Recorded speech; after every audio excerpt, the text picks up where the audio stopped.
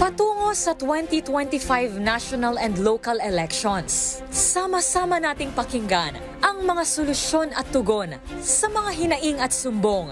Sa talakayang nakasentro sa mga isyu ng bayan, ang tanong ng publiko, bakit ikaw? Hatid ng buong puwersa ng DZRH at The Manila Times. Mapapanood nationwide sa DZRH TV, live din sa DZRH News website at sa The Manila Times streaming channel. Pati na rin sa mga social media account ng DZRH, DZRH TV at DZRH News Facebook, YouTube at TikTok accounts. Bawat Pilipino, kabahagi sa programang Sentro ang Boses ng Masa. Bakit ikaw? The Town Hall Election Series.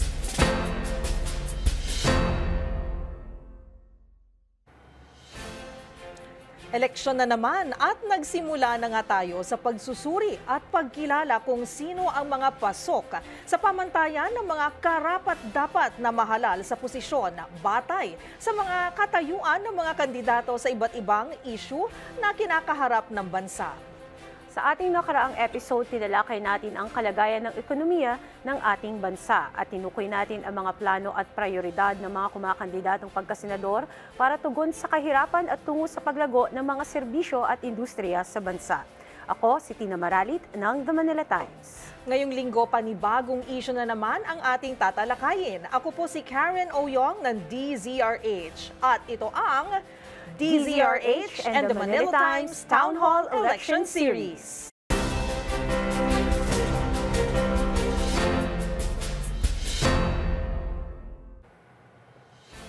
Ngayong tanghali, makikilala natin 4 na kumakandidato para senador upang sagutin kung ano ang kanilang mga katayuan sa mga issue at tugon sa mga problema na kinakaharap ng bansa. Makakasama po natin ngayon dating kalihim ng National Defense and National Security Advisor sa ilalim ng Arroyo Administration, co-founder ng Kilusan ng mga Demokratikong Sosyalista ng Pilipinas o ngayoy Partido Demokratiko Sosyalista ng Pilipinas. Tinanggap ang hamon at sumubok sa pagkapresidente noong 2022 elections. At ngayon, Senado naman ang susubukin. Former Defense Secretary Norberto Gonzales. Makakasama niya, nagsimula bilang Secretary General ng Alyansa ng Magbubukid sa Bulacan, na naging tagapagsalita ng Alyansa ng Magbubukid sa Gitnang Luzon at ngayon tumatayo bilang Chairperson ng Kilusang Magbubukid ng Pilipinas. Tumatakbo sa ilalim ng Makabayan Coalition, Mr. Danilo Cadanin Ramos. At haharap din sa publiko, environmental advocate, isa sa mga nagawaran ng Ramon Magsaysay Award. Isa sa mga convener ng Atin Ito, isang civilian mission na ipinaglalaban ang karapatan ng bansa sa West Philippine Sea. Chairperson at isa rin sa mga nagtatag ng kapunungan sa mga gagmay ng mangingisda sa Concepcion, Roberto Cadodoy Balyon. At ang huling kabilang sa hanay, naging parte ng gabinete ni dating Pangulong Rodrigo Roa Duterte bilang Chief Executive Officer ng Cagayan Economic Zone Authority at Presidential Advisor for Northern Luzon. At ngayon, tumatakbo bilang senador sa ilalim ng bandila ng Partido ng Demokratiko Pilipino Lakas ng Bayan o PDP Laban, Attorney Raul Lambino. Pagkamalem, kada kayo amin.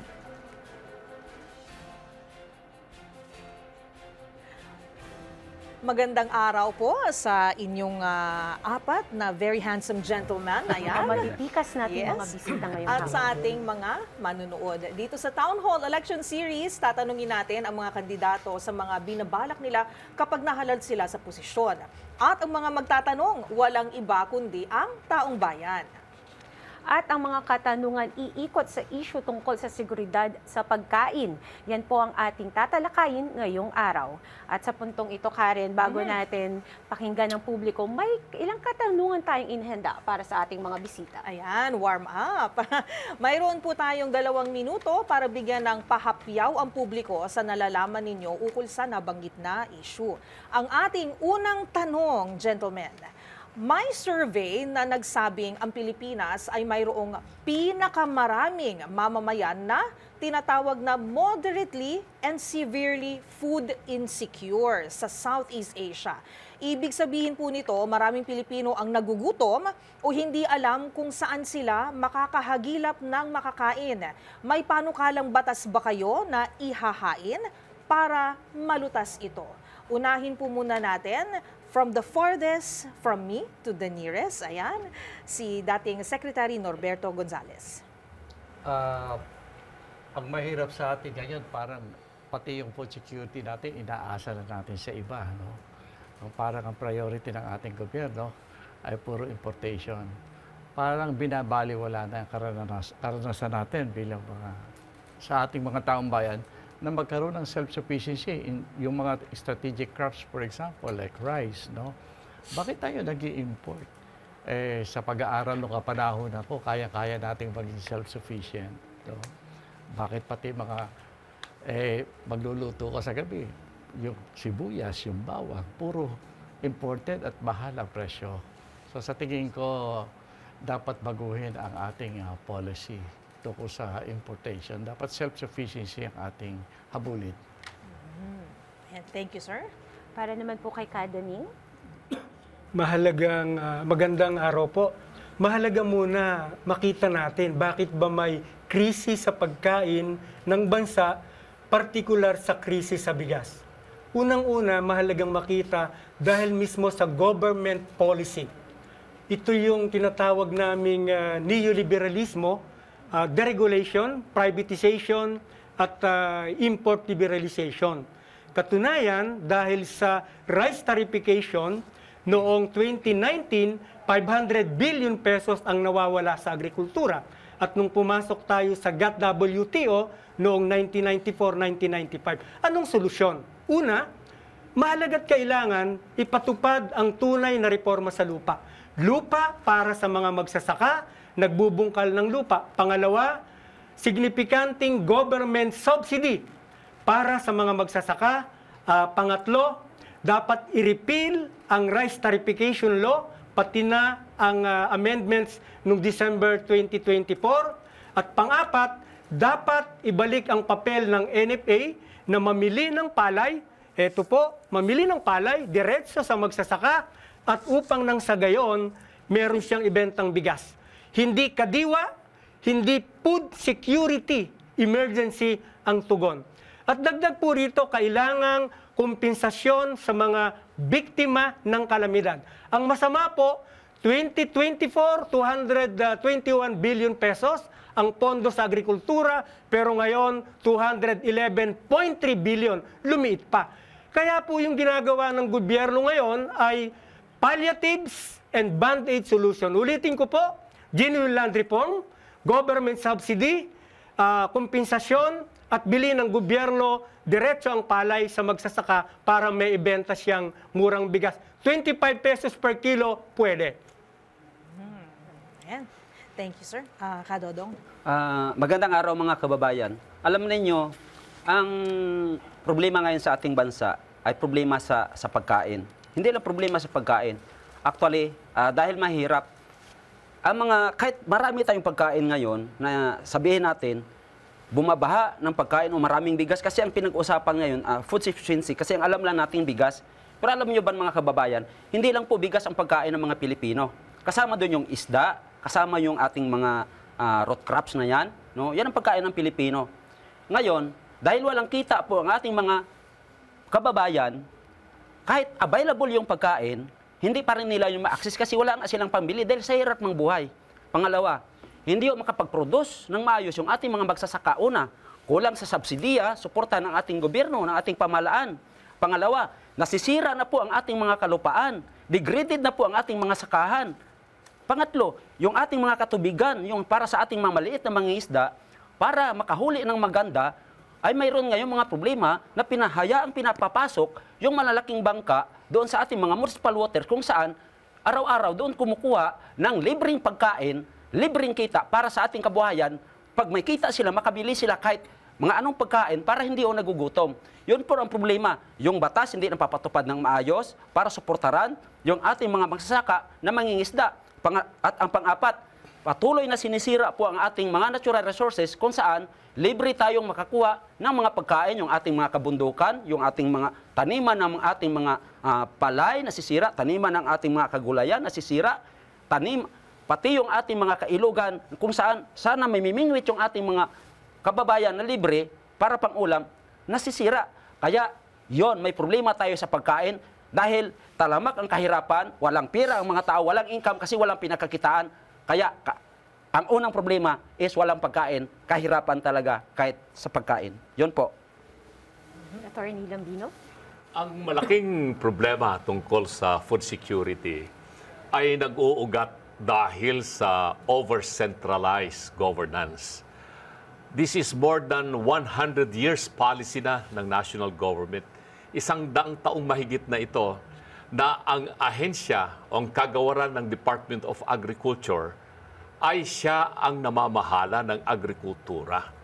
Kailangan na po i-decentralize na natin yung kapangyarihan ng Department of Agriculture at ibigay natin yung mga ibang tungkulin sa local government units, probinsya, syudad, munisipyo, barangay, na sila ang mamahala dahil madali nating mamomonitor kung tama ang ginagawa nila or hindi. Pero ang nangyari, ayaw bitawan ng Department of Agriculture yan. Kung susuriin natin yung local government code, nakalagay na doon na dapat decentralized na yung agriculture sa mga LGU. Pero hindi, binawi yan ng national government. Bakit? Kasi malaking kita doon sa mga namumuno at mga opisyal ng Department of Agriculture kung sila pa rin ang hahawak ng poder. Importation, importation, importation. Laging iyon ang kanilang pulisya. Bakit? May kita siguro sa importation, di ba? Ang nangyayari tuloy, 60% ng ating pagkain imported. No? Baka na lang, pag-usapan natin ang karne ng baka, 95% ng ating beef consumption imported. 99% of our milk consumption imported. Imported ang mais, imported ang gulay, imported ang bawang, imported lahat. Pati nga patis, imported na rin. Yan ba yung polisiya na gusto natin na ipagpatuloy? More than 100 years na yan. Kaya sabi ko, this is a structural governance defect. Over-centralize yung polisiya ng government sa agrikultura. Ilipat natin yung iba sa local government code at sigurado ako magkakaroon ng self-sufficiency and food security ang bansa natin. Umpisa pa lang, partner, mainit na ang ating diskusyonan, di ba? At narinig po natin ang mga bagay na dapat bigyang prioridad, mas paigtingin o pigilan para maiwasan na ang issue ng pagkagutom. Panimula pa lamang yan, Karen. Ito po ang harap ng issue mula mismo sa mga kasama nating kumakandidato para senador. Sa ating pagbabalik, kilalanin naman natin ang mga kinatawan ng publiko na makakatapat ng ating mga kandidato. Dito lang yan sa Bakit Ikaw? The Town Hall Election Series.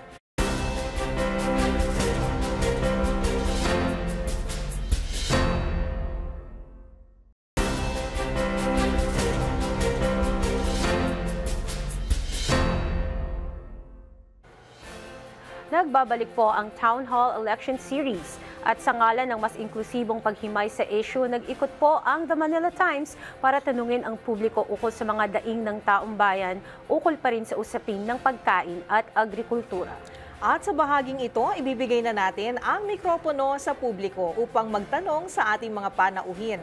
Maaring para sa lahat at pwede rin naman sa espesipikong kandidato na nakadirekta ang tanong.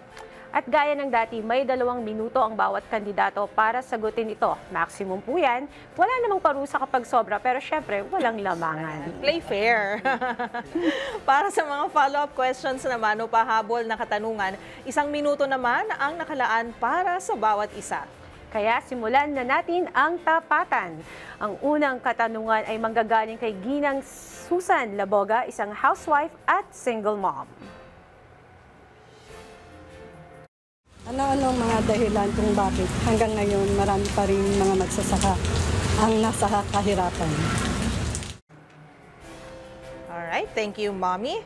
At ang una pong yung, sasagot. yung tanong ni Mami, ulitin siguro natin. Ano-ano ang mga hadlang kung bakit hanggang ngayon maraming magsasaka ang hindi pa rin makaahon sa kahirapan? So I guess the first to answer is Attorney Lambino. Hindi lamang po magsasaka, pati na rin po mga mangingisda. Dahil kulang na kulang po yung ibinibigay na atensyon ng pamahalaan. Tulad ng sinabi ko kanina, tangan-tangan pa rin kasi ng national government ang lahat ng mga programa para sa pagsasaka at saka sa pangingisda. Ang ating panukala ay dapat maibigay na yung maraming kapangyarihan ng national government, ilipat yan sa local government units para alam na natin kung sino ang sisisihin.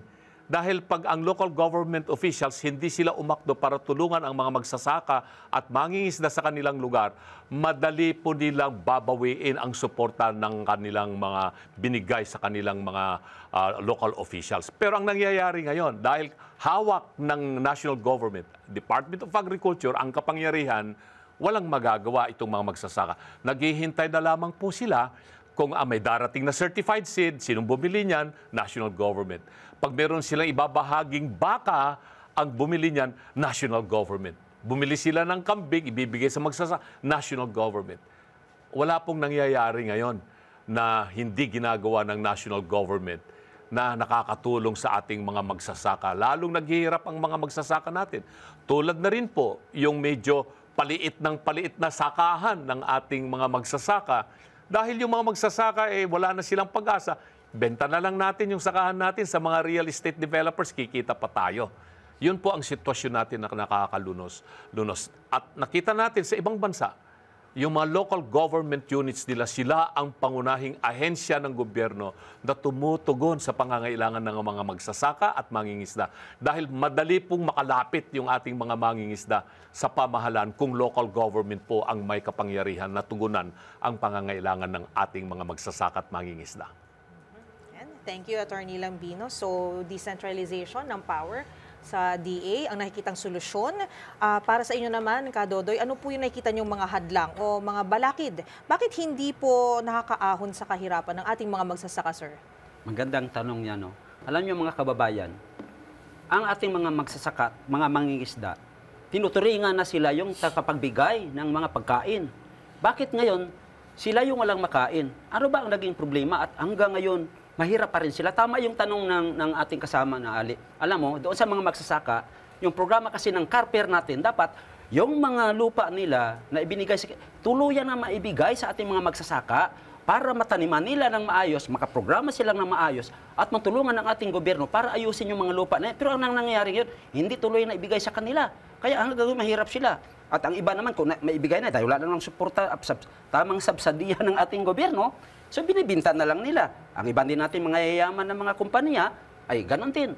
Ay, yung ating mga magsasaka, pinapautang kunwari. Pagkatapos, ay mababaon sa utang, kukunin yung lupa, tatayuan ng mga bahay. So talagang maghihirap yung ating mga magsasaka. Sa atin naman mga mangingisda, 7% pa lang po ng ating mga katubigang dagat na nadidelinit, ibig sabihin na nagiging protektado sa pamamasok ng malalaking mga commercial fishing para ang ating mga mangingisda ay magkaroon ng libre at magandang kinabukasan o kabuhayan dahil libre silang nakakakuha ng mga halamang dagat para sa kanilang kabuhayan at umahon. Ngayon, ang ginagawa ay mas lalong ginigipit at sa darating na mga panahon, pag hindi ito naayos ng gobyerno, ma-implement talaga yung batas panglupa, batas pangisdaan, mas marami pa ho ang maghihirap. At kung maraming mahirap, mas maraming magugutom. Pag maraming mahirap at nagugutom, doon nagsisimula ang mga walang katarungan sa ating bayan. Kaya, yon ang ating problema ngayon sa itong katanungan. Yun ang sagot natin. Ibigay ang mga lupang tuluyan para sa mga karper, protektahan yung ating katubigan, at bigyan ng tamang subsidiya yung ating mga magsasaka sa kanilang mga kabuhayan, kalupaan at katubigan. Yun po ang ating tugon dyan. Thank you, sir. Para naman po kay Kadaning. Para kay Nanay Susan at mga kababayan, mahalaga po, una, walang tunay na reforma sa lupa na ipinapatupad ang gobyerno. Ang PD27 ay 53 taon, Marcos Sr., pero alam niyo po, yung mga may Certificate of Land Transfer, Emancipation Patent, nilaland grab. Isang patunay sa Anunas po, Angeles City, 73 hectares, may CLOA, Certificate of Full Payment, pero dinimolish po sila nung Marso 12 last year. Kahit po yung CARP, may mga CLOA, pero napapaalis sila. Ang ibig ko lang pong sabihin, yung mismong batas, ang malaking problema. Katunayan po, ang PD 27 ni Marcos Sr. sinira ang agrikultura ng ating bansa. Yung likas kayang pagsasaka ay nawala. More than 5,000 traditional seeds, nawala po yon. At ang ipinalit po, mga hybrid at ngayon po ay genetically modified crops. Yun po yung una. Pangalawa, hindi priority ng gobyerno ang pagpapatupad ng tunay na reforma sa lupa. Katunayan po, sa ngayon, under BBM, yung split, ito po yung paghiwa-hiwalay ng lupa, from certificate of collective LOA in individual, pinalalabas ngayon na dumadami. Kaya po, yung dalawa na yun, hindi priority at walang malasakit. Ang totoo po niyan, ang Pilipinas ay agricultural country. Maraming bansa kaya sila umunlad, ipinatupad nila ang genuine agrarian reform and national industrialization, Ireland, Japan, South Korea at iba pa. Kaya po ang susi, pundasyon ng pag-unlad ng ating bansa ay ang pagpapaunlad ng agrikultura, hindi export-oriented, import-dependent at foreign-dominated na ekonomiya at lalong-lalo na hindi pangunahin foreign direct investment. Ayun. Just in time. Kadaning, thank you very much. Si Secretary Norberto Gonzales, ano naman po sa tingin ninyo yung mga hadlang? Bakit po laging mahirap po, hindi po umaahon sa kahirapan ng ating mga magsasaka, sir? Naubusan na ako ng sagot eh. Kinuha na po nila lahat. Anyway, tingnan lang natin mabuti. Para bang, alam mo, ang kahirapan ng mga magsasaka, hindi lang dahilan sa ginagawa nilang pagsasaka. There are other factors na nag-contribute to bakit mahirap ang mga magsasaka natin. Number two, sana, bigyan natin ng bagong perspective kung anong ibig sabihin natin sa role ng mga magsasaka. No? Kailangan makita natin yan. For example, yung ating mga magsasaka ngayon, maliliit ang lupa, kasi ang original na intention nila ay para pagkain ng pamilya, hindi para pakainin ng bansa. Kaya sa tingin ko, yung food security ayusin natin ulit, no? Para may effect din yan sa mga maliliit na magsasaka. Ibigay na natin yan sa modern methodology na pagpoproduce ng mga pagkain. At kung very sensitive ang isang produkto na binibigay sa magsasaka, like rice, plano ko sana lagyan ng label yung mga crops like, kung strategic crop yan, price doesn't matter. Hindi na dapat sundin yung sinasabi ng market price. Kunyari, bigas. Very important sa bayan natin na self-sufficient tayo sa bigas. So, yung mga magsasaka natin, kung kinakailangan i-subsidize, kasi nakakahiya tayo eh. Lagi nating tinatawag na hero yung mga magsasaka. Pero pinapabayaan natin na yung, kumbaga sa negosyo, yun ang negosyo lugi. Lagi naman lugi ang magsasaka natin. Why? Why will we allow that to happen? Kaya sila poor eh. Kailangan, tignan natin mabuti, ang importance yung crop na tinatanim nila. No? Kung importante sa bansa yan, dapat i-presyo yan in such a way na hindi lugi yung magsasaka. Eh, lagi natin sinasabi na hero eh. Yung pala, palugi. Eh, hindi dapat yan. Kaya, dalawang bagay yan. Yung para sa food security ng bansa, I think ibigay natin yan sa modernong pamamaraan. Yung ginagawa ng mga magsasaka natin na ayaw nating itigil kasi for example, rice, ay may cultural implication dyan sa atin eh. Kaya mahalaga yan, hindi lang dahil sa bigas, kundi tradisyon natin ang magtanim ng bigas. Kaya kailangan iniintindi ng gobyerno yan. Kaya hindi ako papayag na ang itinatanim ng magsasaka lugi. Dapat yan, tama-tama lang. Thank you very much, sir. Okay, so siguro one follow-up question na lang. Kasi naintriga ako dun kay Attorney Raul Lambino nang sinabi niyo po na i-decentralize na ang power sa Department of Agriculture and you give that power to the local government units. What can you do kasi you're running for senator, ano po sir? What is your plan or what do you plan to do para hindi naman po maging prone to corruption, prone to malalaking risk po, ano? At para naman po, kahit papano po, ay maging magaling na manager yung mga LGUs pagdating po sa pagkain po ng bansa. Eksperyensya po ng Japan. Tignan natin ng Japan at ang Pilipinas, halos pareho yung geological formation. Mountainous ang Japan, mountainous ang Pilipinas. Kukunti yung land area na pwedeng arable o matataniman. Pero ang Japan, ang ginawa niya, binigyan niya ng kapangyarihan ang mga prefecture o saka city level. Pagdating sa agrikultura, ang national or central government, sinisiguro lamang na merong maibibigay na infrastrukturang tama, irrigation, kalsada, ayun ang ginagawa ng national government. Pero pagdating dito sa mga, let's say for example, animal dispersal program, LGU lahat yan ang nag-asikaso kasi mamomonitor nila kung tama or hindi ang ginagawa. Pagdating dito sa mga subsidies na binibigay, LGU ang gumagawa. So merong accountability ang LGU kaagad. At madali silang madedetect kung lulukohin nila yung mga farmers. Pero ang gumagawa ngayon dito sa atin, national officials, regional office, naku sasabihin ng local government, wala kaming pakialam dyan. Trabaho yan ng national government. Ay, gusto yatang Sumagot din ni Kada Dalawang Ning. bagay lang po. Una, under Local Government Code of 1991, ang LGU po, under nila, yung mga provincial agriculturists under ng governor at city or municipal councilor, ang mga municipal agriculturists. So, decentralized po yon. Pero mahalaga pong makita natin kung sa mga magsasaka, ang problema po ng kawalan ng lupa, kahirap at kagutuman, national po yan. Kaya tingin namin, pag pinag-usapan po ang genuine land reform, buong bansa po yan.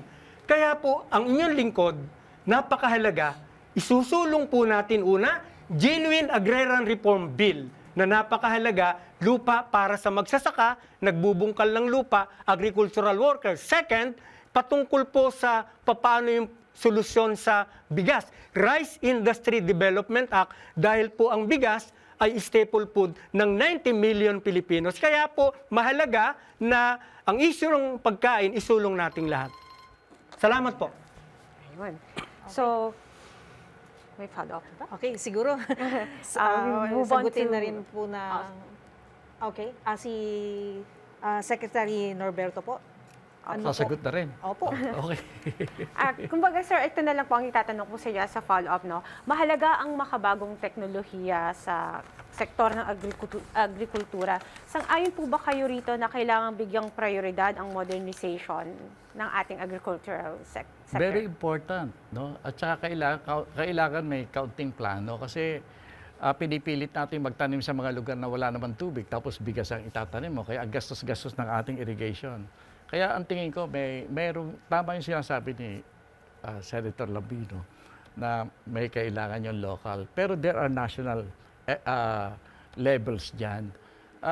May mga lugar tayo sa bansa na napakaraming tubig, hindi mo na kailangan magligay ng irrigation. Dapat i-focus natin dyan yung pagtatanim ng palay, for example.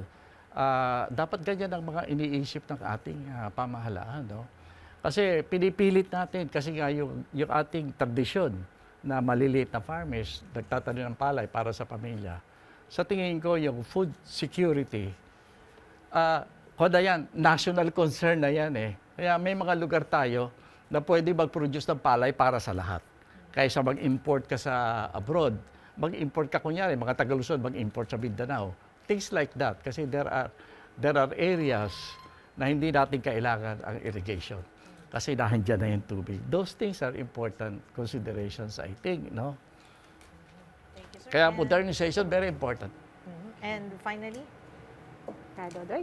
Ako naman ang pananaw, alam niyo, ang based on our experience, para magkaroon talaga tayo ng sustainable 3-eat, ano yung 3-eat, breakfast, lunch, dinner, 3 kain isang araw, ang pinakamagandang nagagawin dyan, yung gobyerno talaga natin, mag-concentrate doon sa mga kooperatiba ng mga magsasaka at mangingisda.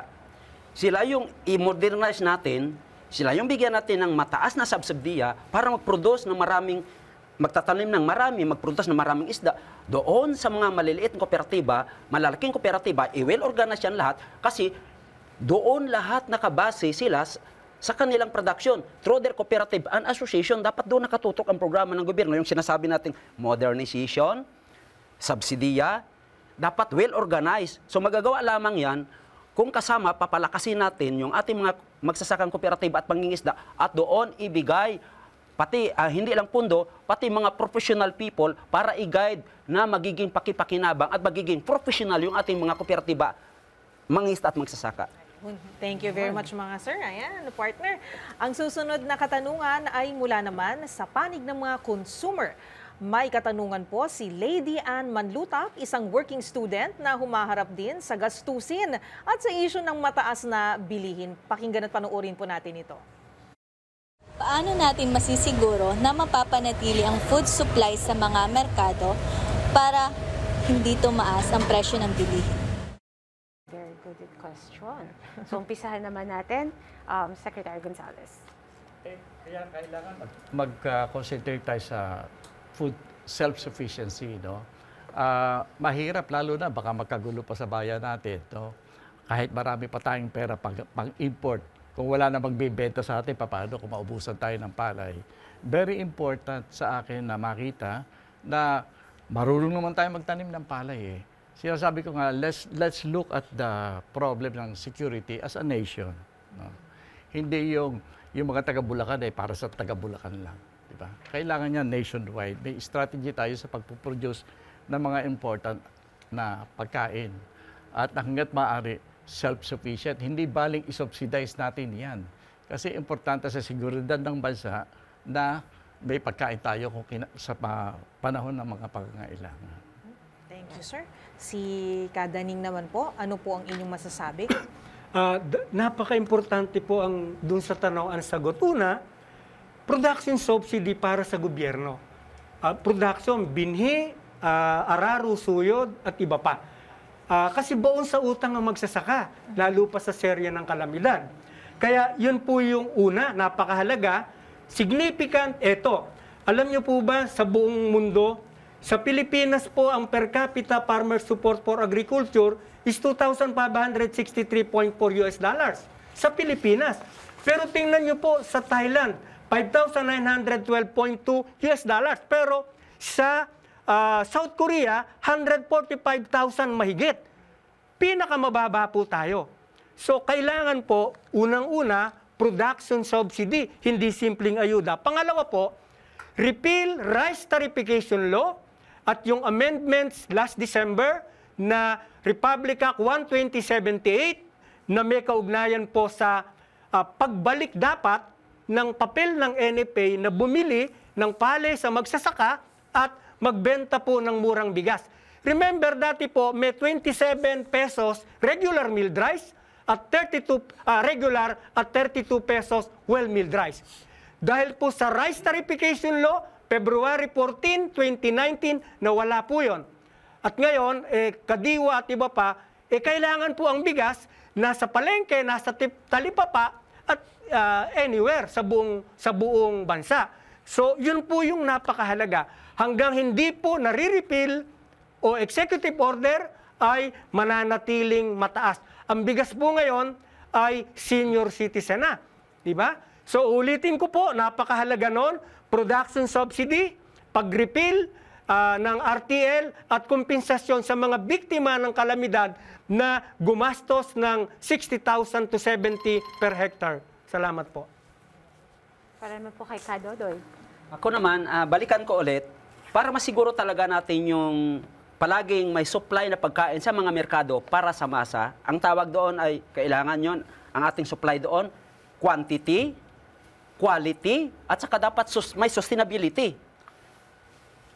Ang sabihin ko ulit, yung ating mga magsasaka, mga mangingisda, dapat sila lahat, mula sa tindera, mula sa nagtatravel o yung mga nagdadala sa merkado, mula doon sa mga sa post-harvest yung nag-storage, at saka doon sa nagtatanim, at sa nag-aani, dapat nasa kooperatiba lahat yan. Ang tawag doon, full value chain. Kasi, pag mayroon tayong tinatawag na full value chain at ito sinusuportahan ng ating ahensya ng gobyerno, nasisiguro po natin na hindi mauubusan ng supply ang ating merkado. Kasi doon sa mga kooperatiba at asosasyon na kung saan nandoon ang lahat din ng mga relevant government agencies na nakatulong, so doon na mamonitor natin lahat. Ano ba ang pangangailangan sa merkado sa buwan na ito, sa taon na ito? At yon ang susuportaran ng ating gobyerno through value chain program na yan para iutos doon sa mga kooperatiba, mag-produce kayo doon na ganito karami kasi ito yung pangangailangan. At ang ating gobyerno doon magpo-provide siya ng mga post-harvest facilities, mga modernization, mga technology, at iba pang mga kailangan ng ating mga farmers na nasa kooperatiba o asosasyon na nakapaloob sa full value chain. Kasama yung nasa merkado, dapat nakapaloob yan sa value chain para hindi putol-putol ang programa at hindi putol-putol ang supply. Yun po ang kailangan na dapat i-well organize yun lahat. Yun ang kailangan natin. Miss Karen, Miss Tina, 10 seconds. Hindi ko pala nabanggit, importante, buwagin ang rice cartel. Imbestigahan at panagutin. Kasi sila po ang nagtatakda ng presyo ng bigas, sibuyas at pagkain sa ating bansa. Yan, thank you po. Last but not least, Attorney Lambino, your thoughts, please. Well, marami kasing mga factors na dapat i-consider sa rice production. No? Unang-una, ang policy ng gobyerno ngayon, na umiiral ay importation of food. Kasi ang rason nila, masyadong malaki na yung population ng Pilipinas. Dati-rati, 40 million lang, 50 million. Kaya pang i-supply yung pagkain locally produced. Hindi po ako naniniwala doon. Naging 120 million tayo, hindi na natin kayang pakainin yung Pilipino kung hindi tayo bibili ng pagkain sa ibang bansa. No? Japan na naman. Mas marami ang population ng Japan, more than 200 million. Pero pagkapareho lang tayo ng agricultural land size Pero bakit self-sufficient ang Japan? Dahil sa mechanized and farming at saka new technology and selection of seeds or crops that will be planted. Sa ngayon, maraming uri ng palay na pwedeng itanim. May mga palay na pwede mo nga itanim sa salted areas, pwede mong itanim doon sa less water areas. Pero yan ang kulang sa atin, yung research and development. Ang national government doon lang mag-focus sa R&D. Ano ba yung mga klaseng mga palay, seeds na kailangan itanim natin sa ganitong lugar? Pangalawa, infrastruktura. Kulang ang irigasyon. Yung irigasyon natin na ginagawa ng National Irrigation Authority, waso-waso, sandali lang yan. Masisira o kaya hindi madadaanan ng tubig. Marami akong napuntang mga bansa sa buong Asia. China, Japan, Korea. Nakita ko yung kanilang irrigation system. Yung mountainous irrigation system nila sa Yunnan province sa China, tubo yan. Mountainous yan pero umaagos yung tubig sa tubo papunta sa kanilang mga tinataniman ng palay o kaya ng gulay. Bakit hindi natin gawin yun dito? Yan pwedeng gawin yan ng National Irrigation Administration. Pero importante yung Farm to Market Road.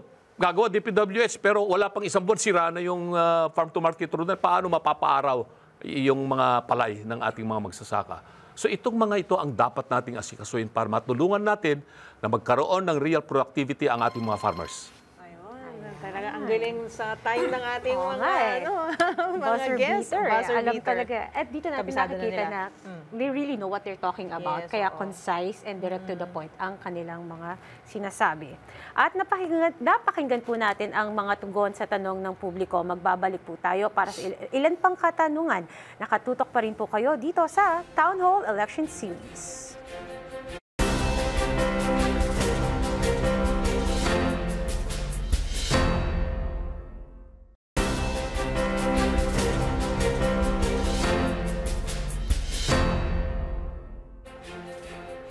Kasama pa rin po natin na 4 sa higit 6 na po na kumakandidato sa pagkasenador. Umiikot pa rin sa usaping pagkain o food security ang ating talakayan. Sa kabila po ng pagtaas ng mga issue ng bilihin, dako naman po tayo sa namumurong issue ng smuggling. Nako, mukhang maha-high blood po ang ating mga guests dito. Smuggling partner ng iba't ibang mga produktong agrikultural. Pakinggan po natin ang katanungan mula kay Dr. Lloyd Bautista, isang columnist mula sa The Manila Times. My question is, how would you be able to address the rising smuggling of food commodities in the country and the way they actually store many of these food commodities in secret warehouses? People know that many of the smugglers are connected with top officials in the government. So if you become elected as senator, how would we address this? Napakagandang katanungan, partner. Napakabigat. Napakabigat. So, umpisa po natin, Attorney Lubis. Well, isa sa talaga sa sinasabi nilang pinakakurap na ahensya ng pamahalaan ay yung Bureau of Customs, which is under the Department of Finance. At syempre, hindi naman makagagawa yan ng ganun klaseng diskarte yan kung wala rin kunayban sa Department of Agriculture sa pag-i-issue ng kung ano-anong mga certification to import food products. Ang nangyayari kasi ngayon, sabi ko nga, ang policy ng national government ngayon is let's just import. Better to import than produce, which is wrong. Hindi talaga dapat ganon. Kaya mayroon akong isang panukala. No? Ito na naman re-engineering of government bureaucracy.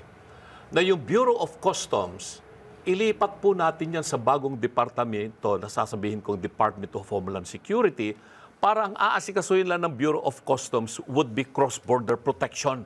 Hindi sila makikialam doon sa collection ng taxes, tariff, and duties. Kasi ando doon ang corruption eh.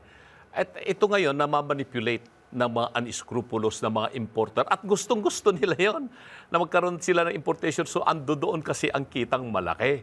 Ngayon, pag inilipat mo yung Bureau of Customs sa isang bagong departamento na Homeland Security na katulad sa Amerika, andyan yung immigration din, andyan din yung Coast Guard, etc. At ililipat natin yung mga yan, ay mababawasan ang smuggling na ang laging sinasisi ay Bureau of Customs. No? Pero pagdating po sa pagkain kasi, nag-uumpisa po lahat yan doon sa certification na binibigay ng Department of Agriculture bago makapag-import ng kahit na anong klaseng pagkain. Sibuyas at bawang na lamang, sabihin natin. Ang mura-mura niyan, pag pumunta ka doon sa Shandong Province, doon kasi ang pinakamalaking production ng sibuyas at bawang sa buong China. Ang kanilang cost of production dyan is mga 5 piso lang bawat kilo. Pero pagdating dito, pag binenta mo yan, 40-50 pesos. Eh talagang mag-i-import ka at mag-i-smuggle ka. Ayan. Thank you, Attorney. Okay. Si Kadodoy. Ayun. Smuggling. Yung smuggling talaga, pinakamahirap na na problema ng ating bansa. Kahit noon pa yan, nandun yan ang smuggling. Tama ho yun ang kanina, yung sabi ng tagatanong, na mismo nasa gobyerno natin. At sa aming mga organisasyon, sa aming mga nasa baba, dalawa lang ang panawagan namin dyan. Huwag natin ibuto yung mga taong sa tingin natin na hindi matino. Yung mga tawag namin dyan, pulgas, yung mga ating mga namumuno na sa tingin natin o nagpapapili kasi darating ng eleksyon, marami na namang magsasabi, kay may matino, alam naman natin sino yan. Base sa kanilang mga nakaraan sa ating nakikita, ang tawag namin dyan nga, pulgas. Sabi ko, anong pulgas? Politikong ganid at sinungaling. Sana wag na nating iboto yan. Kasi kahit anong gawin nating batas, kahit anong ganing nating estratiya, kasi pag yun pa rin ang mamumuno, walang mangyayari sa smuggling. Tutuloy talaga yan. Yun ang una. Napaka-imposible yan, pero kaya nating gawin kung magkaisa tayo mga kababayan sa darating na eleksyon. Huwag natin iboto yung mga identify nating pulgas. Pangalawa, palakasin talaga natin yung ating ugnayan ng mga magsasaka, mangingisda, mga non-government organization, mga scientist tulad natin, mga mamayan, kayo sa media, para mayroon tayong tinatawag na vigilant peoples who are those doing this kind of syndicate in our food, in our agricultural program, no? Sa ating gobyerno. Kailangan magbatsyag tayo lahat, mag-people power tayo para isumbong, para paalisin yung mga tao na sa gobyerno na nagsisindikato ng ating ekonomiya, yung ating mismo yung ating pagkain. Yun ang kailangan natin. Yun po ang ating panawagan. Thank you, sir. Kadaning naman po. Smuggling pa rin po. Unang-una, mahalagang makita natin ang realidad, bulok na bulok ang sistema sa ating bansa. Matindi po yung corruption, no? At yung mismong gobyerno ang masasabi nating protector at kinakampihan yung mga smuggler. O anong patunay? Binisita po yung warehouse sa Bulacan, Balagtas, Intercity. Nakita nila ang dami. Wala pong nananagot. Yung onion, cartel, at saka smuggler, hanggang ngayon wala pong nahuhuli. At ang masama po ito, pinapanigan, kinakampihan ng gobyerno ang mga smuggler. Anong patunay? Last June, Executive Order number 62, inilabas ni President Marcos, from 35% tariffs ay ginawang 15% ang taripa sa bigas. pinababa. So, nakinabang pa yung mga smuggler, yung mga kartel. At hanggang ngayon po, pumuti na buhok ni Kadaning, wala akong nakikitang nananagot. Kaya tingin ko po, napakahalaga na ang papel namin, no, sa komposisyon ng bagong ng Senador 2025 at pinagmamalaki namin sa bahagi po ng makabayan, ordinaryong tao, isa po yan sa bibigyan natin ng solusyon na dapat managot ang mga smuggler dahil sila ang nagtatakda, ang mga kartel, sila ang nagtatakda ng presyo ng napakataas na presyo ng bigas. Ang sibuyas noong 2022 ay ginto, kamatis, at kahit po ang sibuyas, inaangkat. 93% ng asin imported sa China and Australia. So dapat po imbestigahan, panagutin ang mga smuggler. Of course, last but not least, Secretary Gonzales. Wala na yata ako masasabi. Gusto ko lang i-enhance yung sinasabi niya kasi medyo naipasok natin yung uri ng politika at pamumulitika dito sa atin na napakalaki ng epekto sa nangyayaring smuggling. Totoo naman lahat yan, nakikita natin na kung walang kasapakat sa loob ng gobyerno o sa mga namumuno sa atin, hindi mangyayari yan eh. Kaya tingin ko, yung kabulukan ng politika natin, dapat natin tingnan mabuti. Yung smuggling manifestation lang yun eh, ng pag-failure ng ating political system. So we have to move on to our next question. Kasi napakarami po talagang magagandang punto ang natalakay natin ngayong araw. Partner Tina, di ba dami natin natututunan? At nakikita rin natin yung passion at plataforma din ng ating mga kandidato. At bilang pagtatapos, isang pangkabuang katanungan lamang po sa ating mga kandidato. Ito po ang tanong, manggagaling kay Ginang Mary Ann Gimpaya, isang security guard. Ano-anong mga batas ang dapat baguhin para mababawasan ng mga Pilipino na food insecure o madalas na naghahagilap ng paraan para mabibili lang ang mga pagkain? Alright, thank you very much, ma'am. So balik tayo sa unang question. Ayan. So, ang tanong po ng ating citizen, ano-anong mga batas ang dapat baguhin para mabawasan ang mga Pilipino na tinatawag na food insecure o madalas naghahagilap ng paraan para makabili lang ng pagkain? So I guess we're gonna start from Secretary Gonzales. Sa mga nadinig ko sa mga kasamahan ko, palagay ko hindi batas eh. Baguhin na natin yung may hawak ng gobyerno. Ang ating mga politiko, tingnan natin mabuti. Nahandyan ang sakit kung bakit nagkakaroon tayo ng mga problema. Yun lang. Kadaning? Salamat po. Gusto ko lang banggitin, pag-state ng facts, July last year, sabi ng United Nations Food and Agriculture Organization, 51 million Pilipinos na nagugutom. Ngayon pong Disyembre, ang sabi po, 63% self-rated poverty. Pag kinumbert mo po yan sa 114 million, mga around 71.82 million. Ngayon, ang tanong, papaano?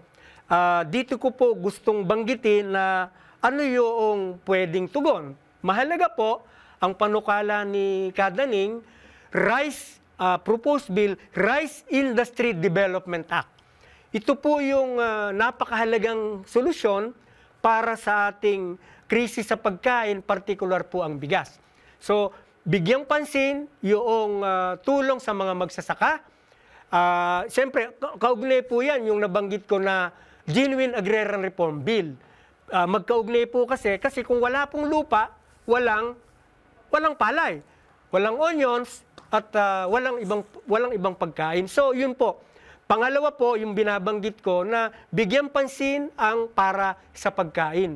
Kabilang po dyan yung subsidy sa mga magsasaka at yung kanyang papel na bilhin ang palay, pagkain, at kaugnay niyan dapat talaga yung pagpapanagot, pag-imbestiga sa mga kartel. Kasi po, kahit po yung tanong nyo kanina, bakit bumabagal? Kasi pag binili po ng rice ng kartel, palay man na onions, lalagay nila sa mga bodega nila onions, ilalabas pagka December, Enero, napakataas presyong ginto. So magkakaugnay po yan. So ulitin ko po, magkaugnay, tunay na reforma sa lupa, pambansang industrialisasyon, pangalawa, Rice Industry Development Act para tugunan ang krisis sa bigas at pagkain. Thank you very much, sir. Si Kadaning, si Kadodoy naman po. Since pareho kaming may no, siya Kadaning, ako Kadodoy, susundan ko yung sinabi niya. Totoo yan. Mayroon tayong programa partnership sa United Nations, no, at dito sa Pilipinas, 2019 hanggang 2028, may tinatawag tayong mga isang programa na inadapt natin, yung United Nations for Decade for Family Farming.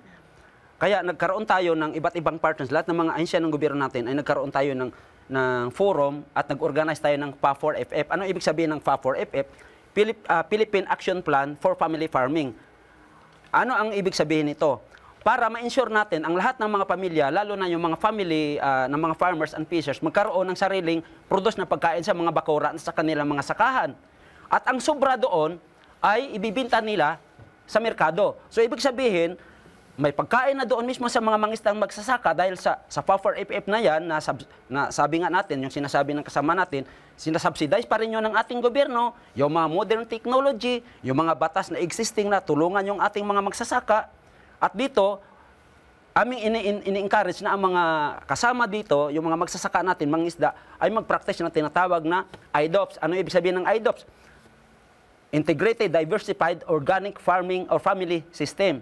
So, yung magsasaka hindi lang may bigas, dapat may mga hayupan din siya, mga manukan, mga itik, or mga itlog, or may mga babuyan sila, or may mga isdaan sila. So, sufficient na sila, or may mga gulayan. Ang sobra doon, yun na ibibinta nila sa labas, pero secured na yung pagkain nila para hindi mahirapan yung ating mga pamilyang Pilipino, mga saksaka at mangisda at mga kapitbahay na may available na pagkain para hindi mahirapan yung ating mga mamayan maghanap ng pagkain kung lahat ng mga magsasaka maging isda ay mag-i-implement at sinusuportahan ng gobyerno yung IDOPS, Integrated Diversified Organic Family Farming System. Yun po ang kailangan. Yan. Well, and finally, isa sa mga kailangan nating pansinin dito ay yung palipat-lipat kung sino ang dapat na mag-supervise sa National Irrigation Administration, sa National Food Authority, at mga iba pang ahensya ng pamahalaan patungkol po sa agrikultura. Kung minsan kasi pupunta sa Office of the President, babalik sa agriculture, babalik sa ganitong ahensya, palipat-lipat. Kakagulo yung polisiya ng gobyerno pagdating dito sa National Food Authority, National Irrigation Administration, at saka iba pa. Repasuhin natin yung batas patungkol po sa Department of Agriculture. Ano ba dapat ang gawin ng Bureau of Fisheries and Aquatic Resources? Ano ang dapat gawin ng Bureau of Animal Industry? Ano ang dapat gawin ng National Dairy Authority? Etc. etc. Pero ang importante dito, yung budget ng national government, yung GAA na yan. Kasi nasa Constitution, edukasyon ang priority. Gawin natin yung agriculture ang second highest priority after education. Bigyan natin ng sapat na pondo ang agrikultura. Bigyan din natin ng pansin yung tinatawag kong pag-amenda ng batas patungkol po sa decentralization of powers of government, more particularly pertaining to agriculture. Kasi hanggang ngayon, tangan-tangan ng Department of Agriculture, importation dito, importation doon, Department of Agriculture pa rin yan. At yun na ang naging policy ng national government. Mag-import na lamang tayo kasi mas mura kaysa sa tayo ay mag-produce. Na maling-mali po yun. Sunod dyan, yung mechanization of agriculture. Kailangan magtayo tayo rito ng agricultural industrial estate na mag-manufacture ng mga makinarya na kailangan ng ating mga magsasaka. Pagdating sa traktora, irrigation pump, post-harvest facilities, kailangan dito na natin i-manufacture. Bakit tayo kailangan bumili sa China or sa Korea o sa Vietnam o sa Indonesia o sa India? Kaya naman natin gawin yun eh. Kailangan lang ang suporta ng national government. Pondo pa rin ang kailangan dyan. Ang ating GAA, ating riripasuhin para sa agrikultura. At muli yan po, sina former Secretary Norberto Gonzales, Danilo Daning Ramos, Roberto Dodoy Balyon at Attorney Raul Lambino, kumakandidato pagka-senador para sa 2025 national and local elections. At yan ang kanilang mga tugon sa mga issue ng seguridad sa pagkain sa bansa. Maraming salamat sa inyong mga ibinahagi ngayong araw, gentlemen. At maraming salamat din sa mga nakibahagi sa ating talakayan, ang taong bayan na nanguna sa diskusyong ito. Ako po, si Tina Marali. Abangan sa susunod na linggo ang isa na namang issue na ating hihimayin kasama ang iba pang mga kandidato bilang mga susunod na lider ng bansa. Ako naman po si Karen Oyong.